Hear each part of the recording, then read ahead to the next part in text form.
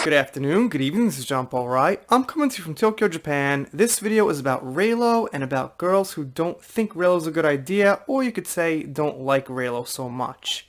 While this video was being edited and made, we got the news that Daisy Ridley kind of shot down Reylo, but this video is not about whether Reylo will or will not happen. That's aside the point. This video is about if you are a fan of Reylo and you like Reylo, why people on the other side think Reylo is a bad idea.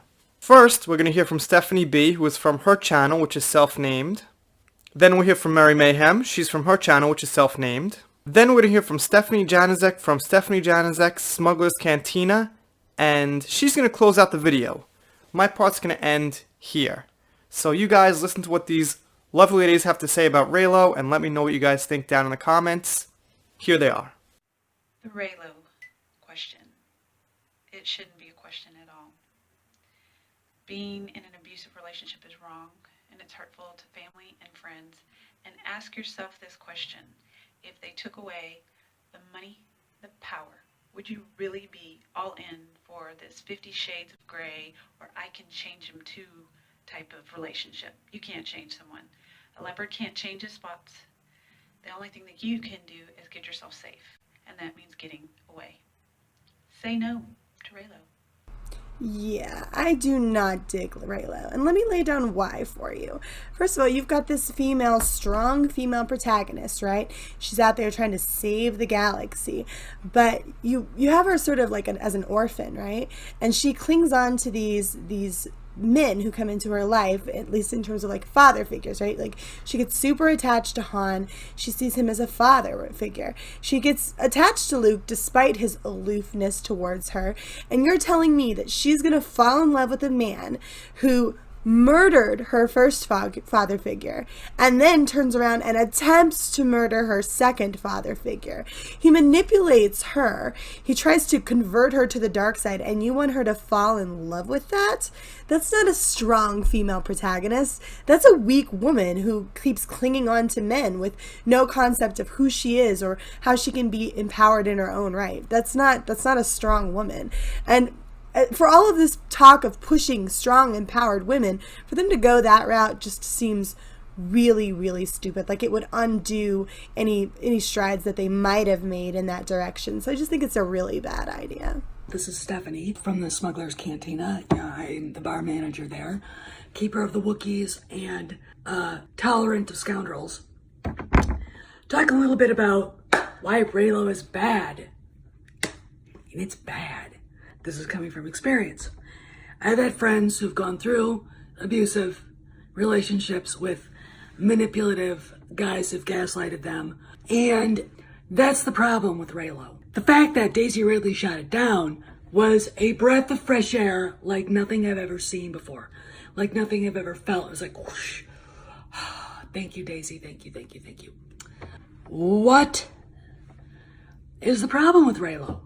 Well, first off, I find it ironic that the women who support it are mostly blue-haired SJW crazy feminists. The women who don't are not.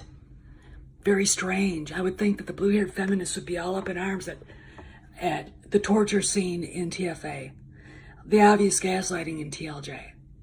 I think they would be very angry, but they're not. And I don't know whether it's because they think Adam Driver is cute, and he's not handsome. I don't find him attractive at all. He's kind of weird looking. I find it fascinating, all of it. And now that Daisy shot it down, I think they need to shut up and go find something else to infest. Okay, it's done. Reylo's over. I mean, Daisy, to one of the biggest Reylo enablers on the planet, Steele Saunders, said to him, I can't get behind Reylo. It's abusive. And if you watch the Star Wars, the episode 9 panel, no matter how uncomfortable Kathleen Kennedy was making everybody, and she was, and JJ was really uncomfortable, but that's another story. There's no time for a romance at all. They don't have time for it. Okay, let me explain something else about Reylo. It's not an organic thing. You idiots have shoved two people together that weren't supposed to be together. Okay, they're supposed to be on the opposite sides. All right, they're connected to each other, but not the way you want them to be, right? They're related, most likely.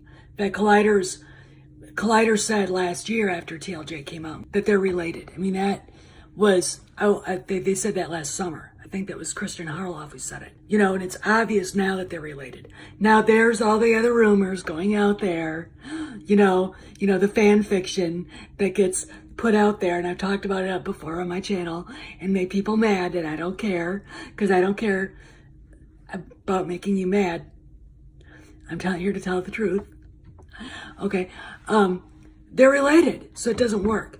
Also, this is my last point, romance has to be organic.